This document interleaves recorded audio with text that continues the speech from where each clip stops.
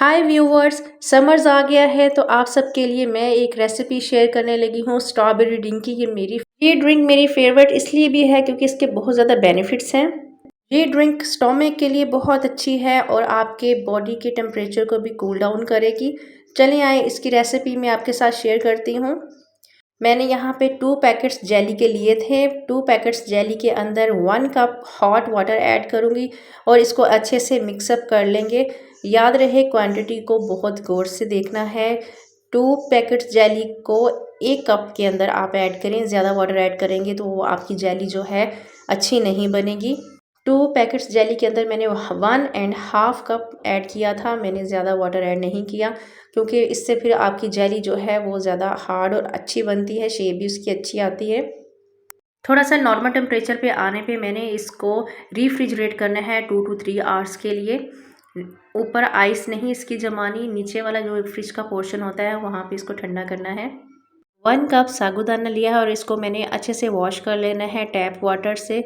इसके अंदर बहुत डस्ट और मिट्टी होती है तो आप लोगों ने केयर करनी है। इसको अच्छे से वॉश करके 10 से 15 मिनट के लिए हमने इसको बॉईल करना है। यहाँ पे 1 लीटर वाटर लिया है, इसके अंदर साबूदाना को ऐड करेंगे।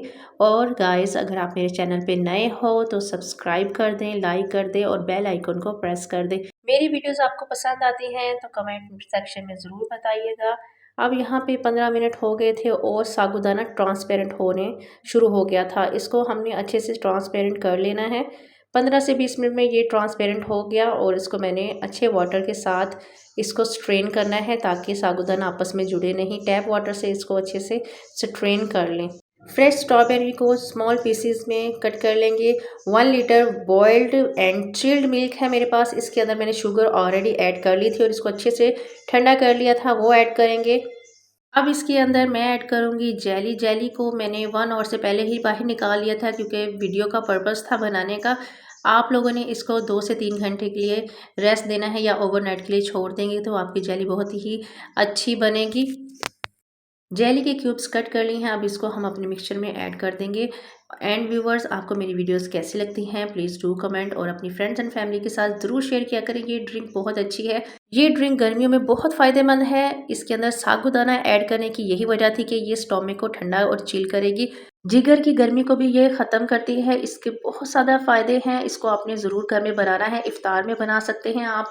घर में अगर कोई गेस्ट आ रहा है, गर्मियाँ हैं तो उनको बना के पिलाएं और सबके दिल जीत लें।